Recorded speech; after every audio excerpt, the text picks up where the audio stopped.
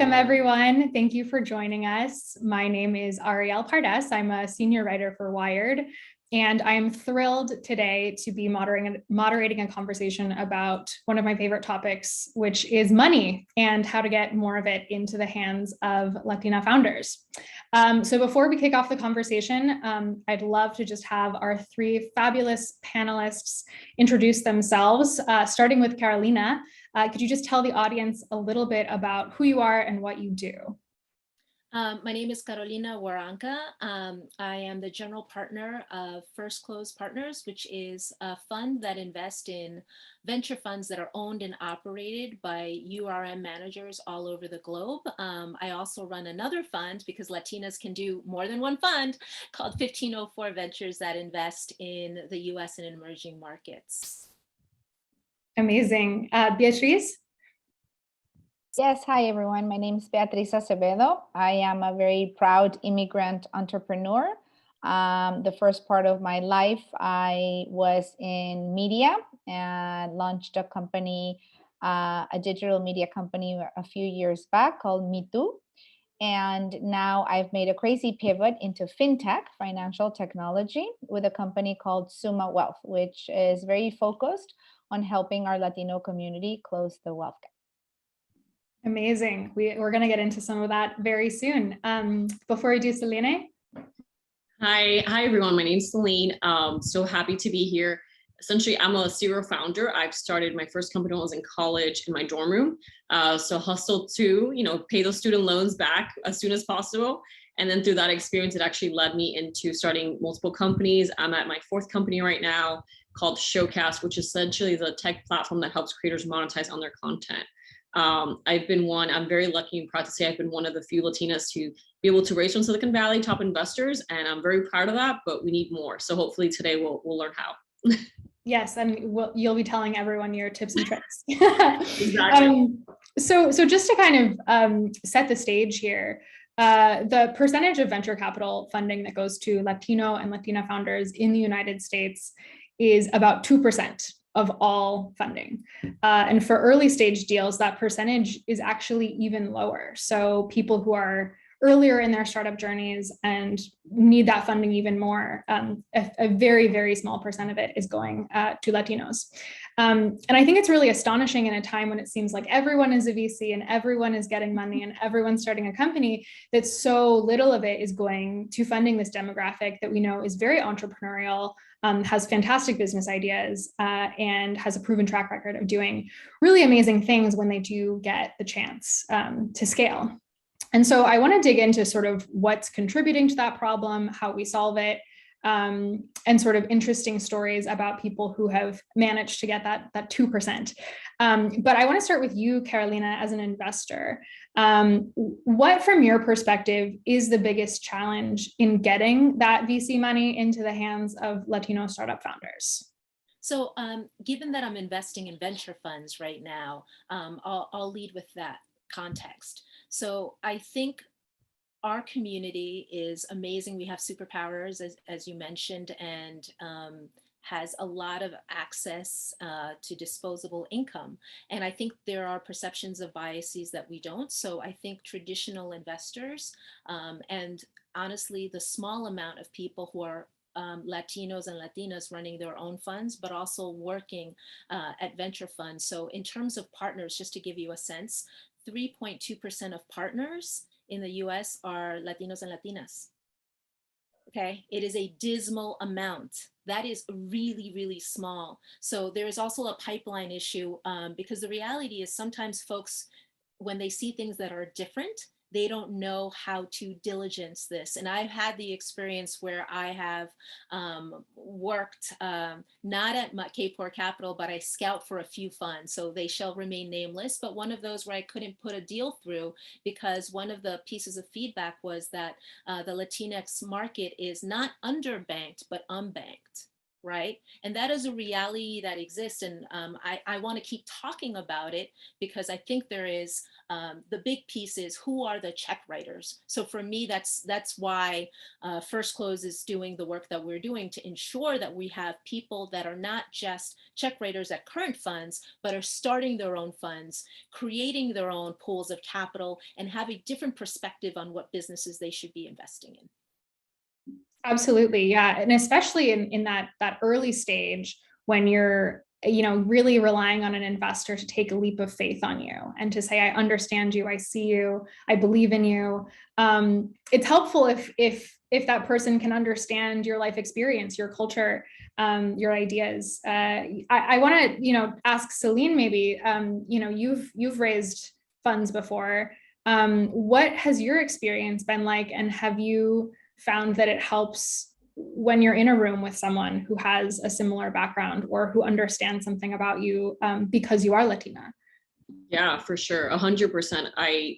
More than ever, like now that I've started multiple companies, I see how important it is to have a Latina or Latino founder, investor on the other side, because it's not just about even just getting the money. I mean, that is already hard to begin with, but then it's scaling from there. Like once you get that like first check, how do you go into like a series A, series B, series C? It's so super hard to keep growing a company. And both from a funding perspective, you need someone to believe in you in an early stage to keep riding that wave with you. But then also from a founder's perspective, like I've discovered in my, like, even though I grew up in the United States, like the way I grew up was very different from traditional American children.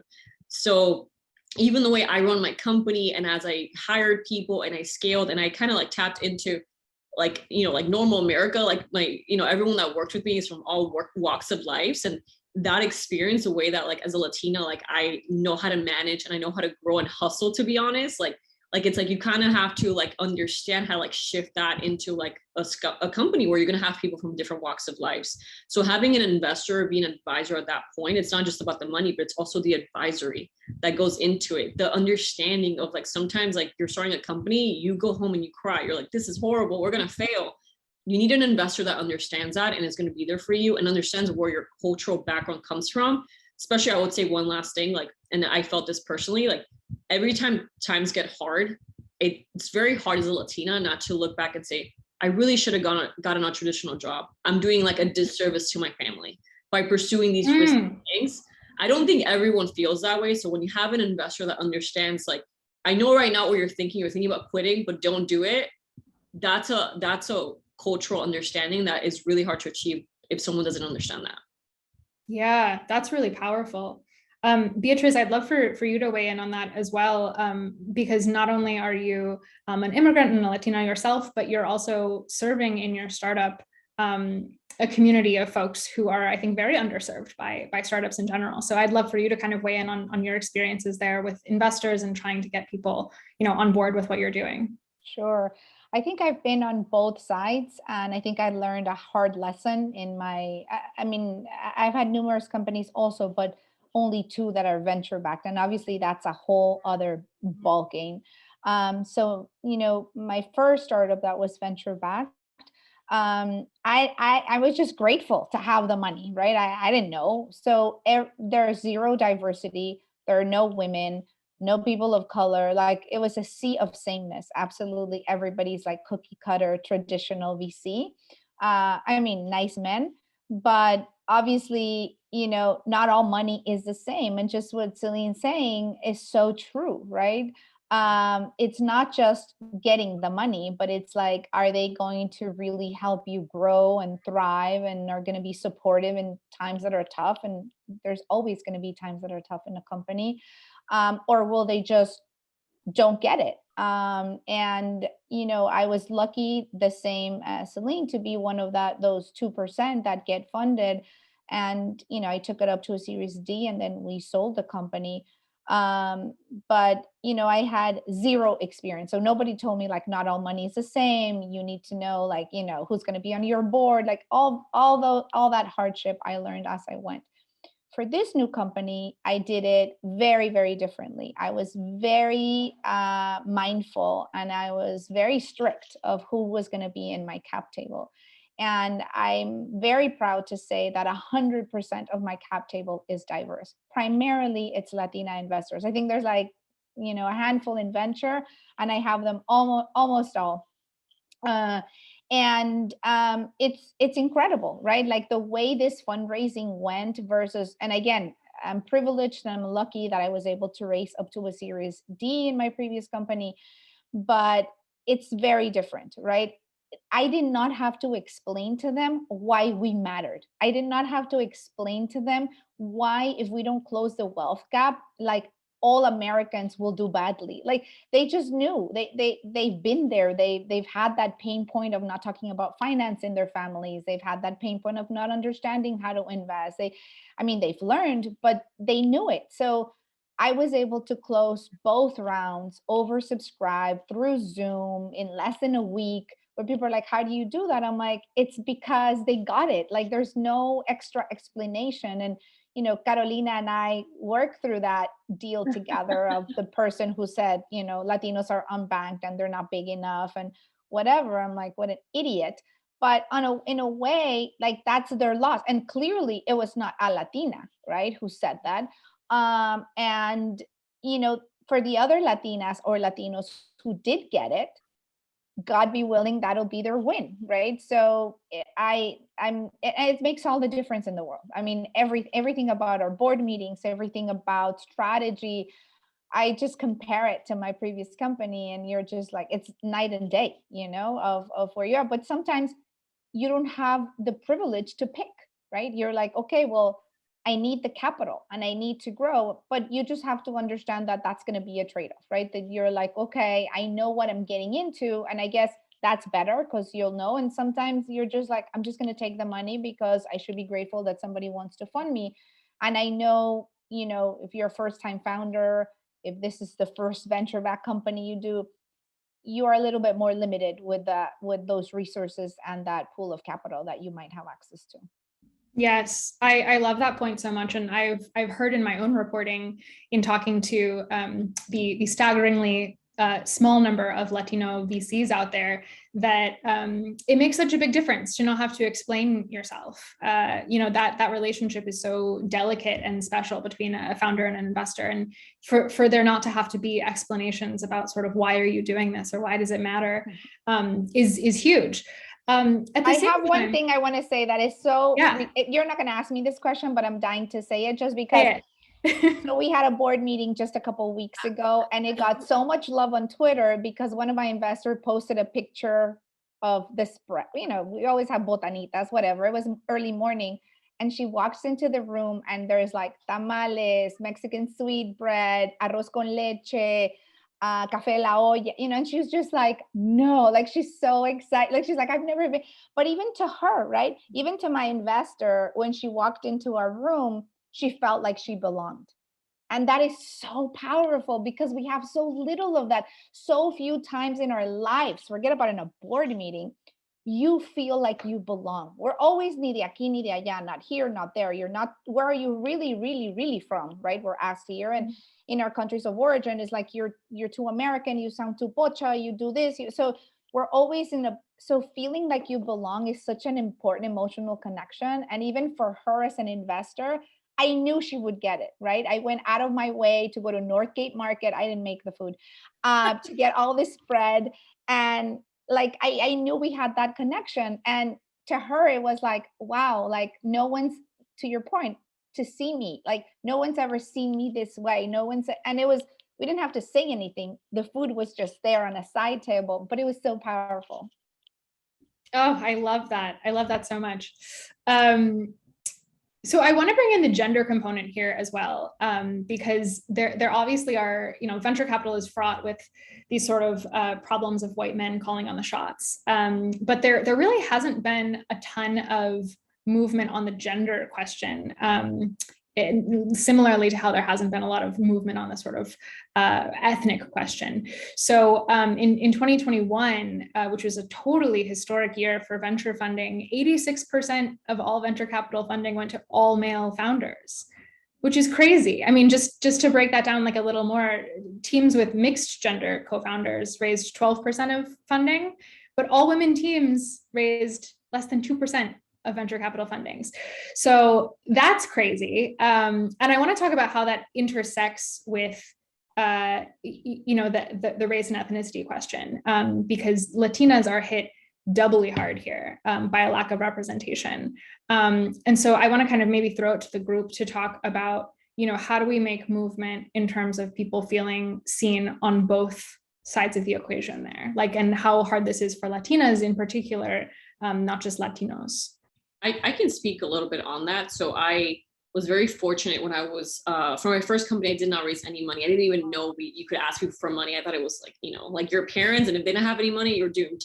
So that was my first experience. And my second experience, I raised money from VCs, and I really learned actually about the process through a group called All Race, which was a game changer. This was when they were, just starting. And I believe I was like one of like the first, I think it was like 20 of us, we were like starting to like learn about this, and we're like the guinea pigs.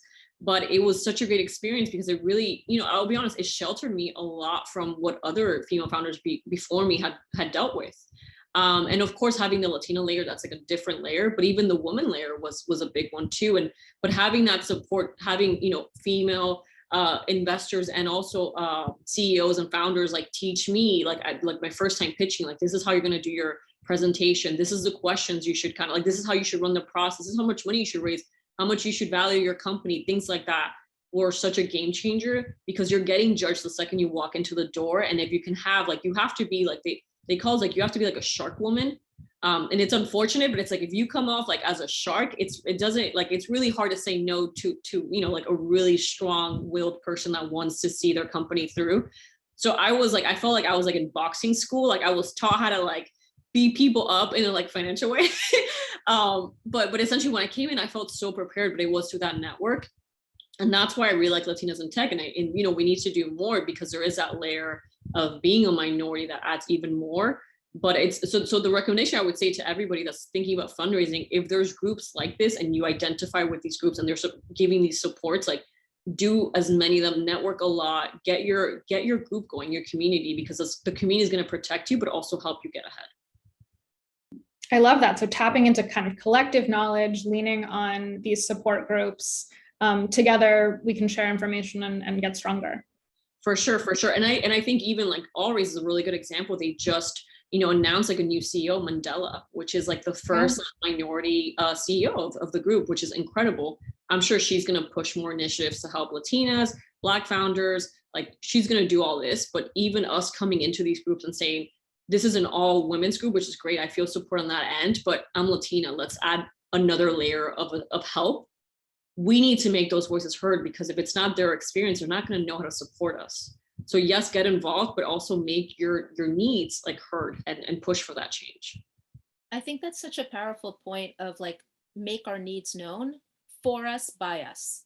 Right. So I think in Latinas in Tech, having been a former board member, one of the things is we started as an idea to support female founders in our community, a pitch competition, which was just a grant of money because we wanted to be almost like an angel check with no strings attached.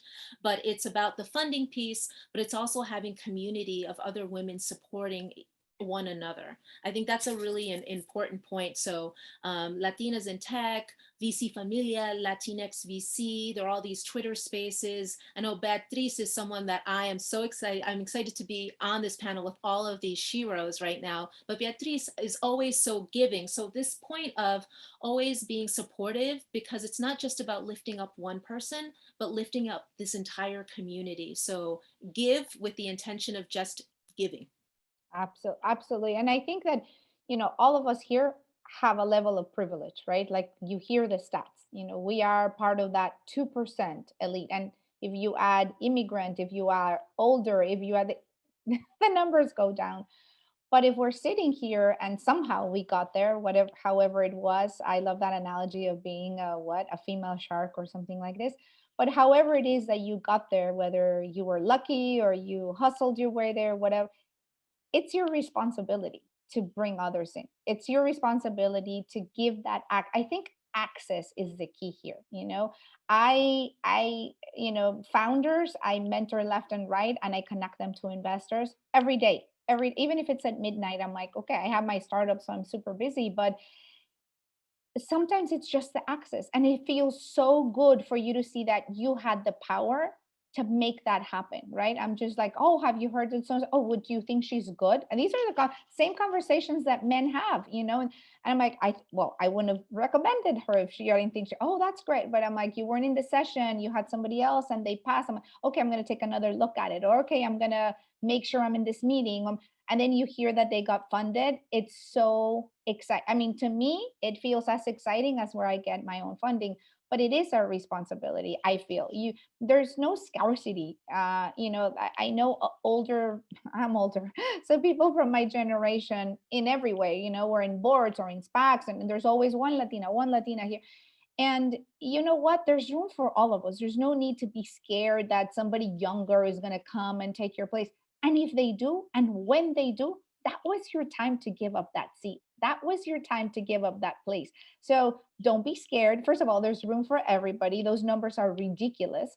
But when your time comes, your time's up, right? There's other things that you could do as a mentor, as opening doors, as a supportive of our community, because we have to leave that next generation ready to go. If we don't, it's just terrible for our own next generations who are coming after us, and our own kids, our own family. So I really go out of my way to exercise that privilege and that power with anything that I can. Not because nobody opened the door for me, not because nobody connected me, never have that mentality. But you're there. You're part of the elite 1-2%. Now it's your turn. Like there's no, with great power comes great responsibility. We've heard that so many times, and we got to give up the power or just share the power with the next generation for sure.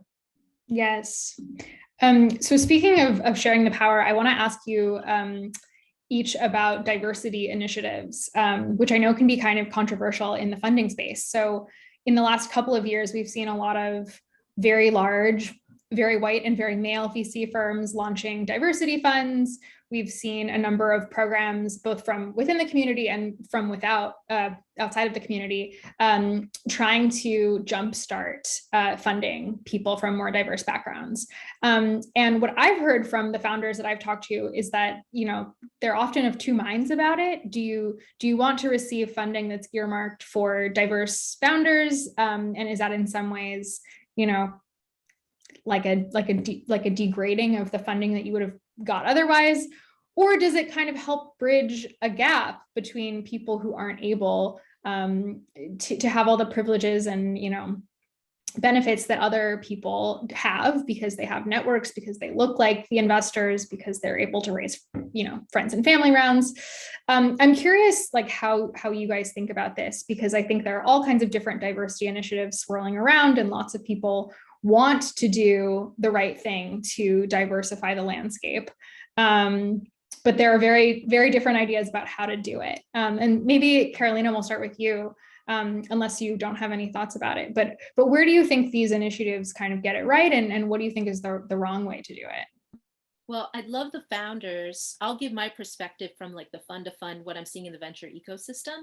But I think the founders themselves who are on the ground doing the work can talk to about how they see diversity pools of capital. So when we invest in venture funds, there is a whole movement towards investing in diverse fund managers who only invest in diverse founders. And the question that I asked myself was, that's really interesting, because we've never asked white cis men to only invest in white cis men. And that's a question that I pushed on other people who are starting these initiatives, because and I'll speak for myself, investing in URMs as an asset class is just going to give me overperformance. I'm not even talking equal performance, I'm talking overperformance, right? And it's been fascinating for me to say, when we invest in funds, we invest in people who happen to be diverse, have superpowers in what they want to invest in, but they also have a value of diversity. It should not be a mandate for them. it's a value. And naturally, like a fund like Chingona, she's over indexing in women and Latinas that she's seeing in the pipeline, but her mandate isn't diversity. It is who she is. It is a part of her core. So my perspective on these diverse for the fund of funds and how people are structuring them, I think you should give agency to fund managers to invest in anything they want. But I guarantee you, those fund managers who are diverse naturally have diverse networks and will find and see talent that other like traditional funds won't see.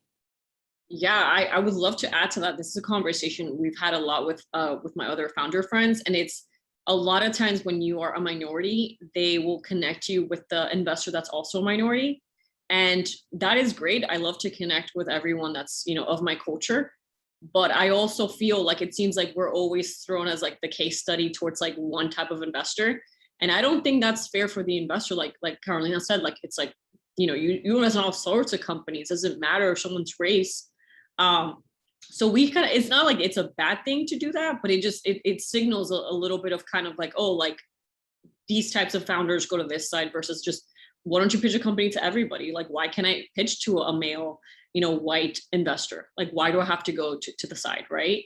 And I also think that, unfortunately, when you think about, and this is because I've been on the early stage of companies, I've sold my companies before we got to the later stages, but what I've seen is that an investor needs to be with you in different rounds because of signals. And then also you just need the money too. So you don't want to constantly be pitching to new investors. And a lot of times when you have these like diversity like funds, they're limiting. So they only might give you money in the beginning, but then they're not able because they don't have the funds to continue with you. So I think if this is a person that like cares about the mission of helping diverse founders get VC funding, that's great. Definitely take their money. I mean, you should take anyone's money, but definitely take their money. Like they're in it with you. That's great. I do question like the big funds that essentially start like a little side fund. And it seems like a lot of money, but it's actually not that much money. And it does feel like they're putting us like in this bucket to the side so they don't have to deal with us, you know, in the, you know, like larger fund size. So I don't know, that's just like a feeling. So definitely like be supportive of people on both sides and take the money. But I think a lot of funds could do better on that. Yeah, it sounds like you're echoing a lot of what Carolina said about diversity being a value and not a mandate, right? Is this something you're doing because you believe that people who have been underestimated are going to way overperform, that they have the most to prove, that they have, you know, they have a track record of doing the most with the least? Or are you doing it for optics and you're going to throw, you know, a couple dollars into this fund because it looks good, it's PR, right? Exactly. And the reason it like, I feel kind of like it's a little like awkward or whatever, it could be done better, is because like it's essentially like case overload for this one investor. Instead of just like, we're going to diversify our investment partners, which is like how you do it, because that's how it represents the United States. You know, like it's like, no, we're going to put one person with this initiative, only give them $20 million, and you can continue with the companies you're investing in. So yeah, it seems a little bit more PR oriented. So that's a part where I think we could be doing better, these larger firms. I mean, there's so much data, right? That diversity is not charity, is good ROI. So, I mean, it should be a no-brainer, you would think. But like in everything that has a diversity department, my old life when I was in more Hollywood side, I would always be like, please don't send me to the multicultural department. And the moment their mouth moved into multicultural, I was like, oh, no, this is like a nightmare. Because I'm like, and people were always very shocked when I said this very publicly. I'm like, it is next to the supply, you know, it's in the office next to the supply closet with a one Latino or Latina there who tell you they love what you do, but they have no resources and no power, right? So it's like, why do you have them there? And why do you send us there? Like, we don't want to be segregated there next to the supply closet with no power and no money. Like, bring them to the table. Why can't they be in the general marketing if we consume 50% of the entertainment? You know, like, this is not a problem that's a venture capital problem. This is just a problem of our erasure, our invisibility. Like, it just drives me crazy wherever you go. But that was like, how could we be 50% consumers, 5-0, and be 1% of front runners? But it's the same here. And the whole, let me send you to the specialist that gets you in this little, you know, next to the supply closet with no money is ridiculous. Now, since all my investors are diverse and primarily women and primarily Latinas, I did make that choice, that I know they're not going to take me to a Series D, but you know what? I love them. And at this stage of my pre-seed and my seed and I don't mind pitching other investors. I've raised money from the top venture capital firms before. I know them. They know me. They would want to give me money, but I made a choice to say no to them and yes to a group of Latinas that I believe in, and God be willing, I can give them great returns in the future. So it's a personal choice for sure. Yeah. And can I add quickly to that? Because I'm super passionate about this in particular. So definitely, both sides are in it at the same time. Like, minority investors, minority founders, we're all trying to grow at the same time. So one thing that I've seen some of my very successful, diverse founder friends is essentially they'll take the check from, one of these smaller like diversity funds. And then when the company grows, like essentially give them more leverage and power in later rounds. And I think that's something that's really powerful as you, continue to succeed in your company. Make sure to get, like invite these people on the larger table, because your table eventually will become very sought after. And that's the opportunities that we need to achieve for. So it is really like mutual, like funders need to invest, support founders, and then founders need to support funders. So we can all get to a point where it's not like the closet next to, like you were saying, it's an important sector that we need to pay attention to.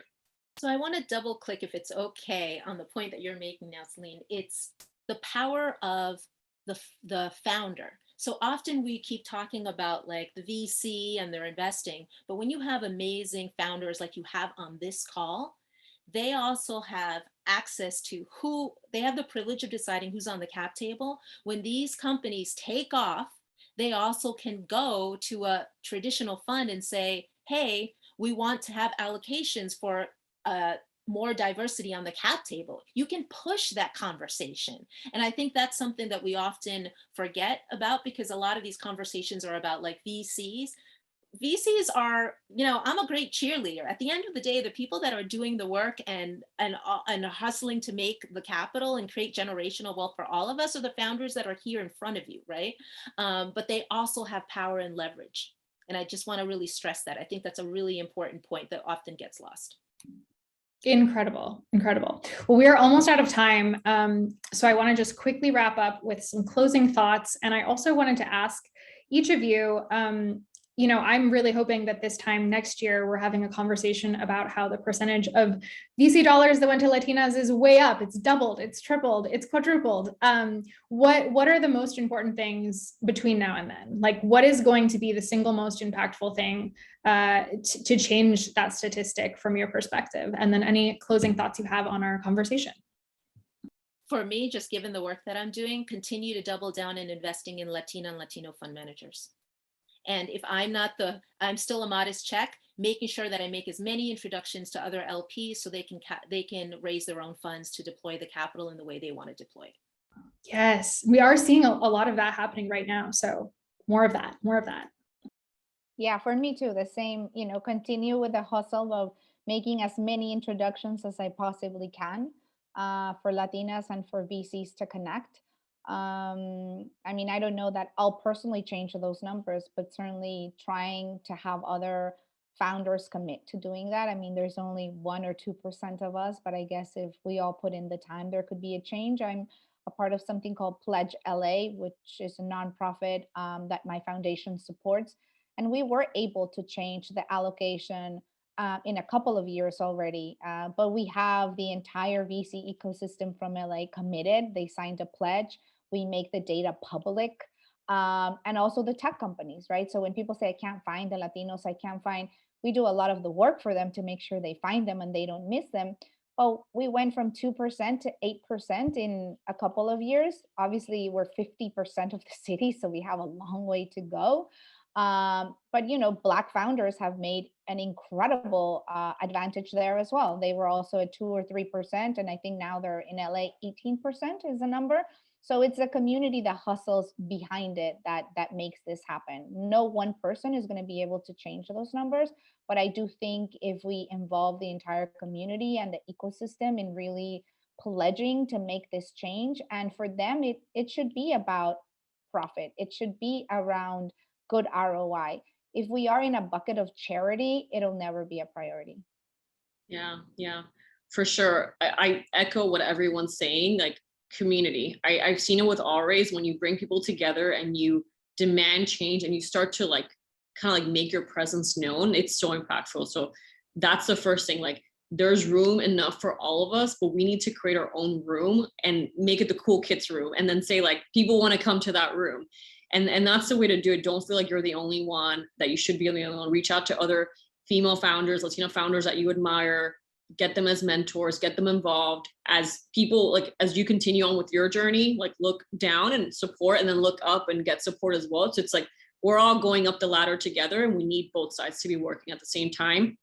Another thing that I definitely, from my experience and just seeing a lot of, I'm an angel investor now, and I'm seeing this throughout, there's a lot of funds in the early stage. And when it gets to a series like A, B, when you know, you start to see traction, when you look at a lot of like white male teams, like they're still selling the story, they're still selling the dream. And then when you look at minority founders, we need to have all our metrics figured out, everything perfect. I think there needs to be more support to understand that by Series A, you might not have your whole business figured out. You might not be profitable doing $100 million, and that's okay. There should be funds to invest in your company if it's a good company, of course. So I think we need to kind of like spread the wealth and not just focus on early stage, but focus on like the growth stage as well, as it gets, you know, harder and harder to raise money. And then lastly, just, you know, helping each other out. With Always, again, great example. I didn't even know how to, you know, present paperwork to gather money. You know, like little hacks, like send a DocuSign so you can see who looked at your deck, and then you can like change your, you know, your script, practice with people, like your pitch, like all of that information. We need to just educate people, because the truth is there's no good company and bad company. There's just an idea for a really long time, and you are struggling to make that idea come true, but that might take a few years. So we need to understand, and this is for myself too, like how do you craft that message to keep people believing in that idea that you want to come true? Because you might not have all the evidence laid out on day one. So that's the thing. How do you communicate? It's a really important thing. How do you communicate? How do you present your company to keep raising, and then have the hope of actually turning it into a real thing? Amazing. Well, I look forward to having this conversation again when the statistics are very different. And until then, I'll see you all in the Cool Kids room. Thank you so much for this conversation. It was amazing. And thank you everyone for listening. Thank you. All right. Thank you so much. Bye, everybody. Thank you.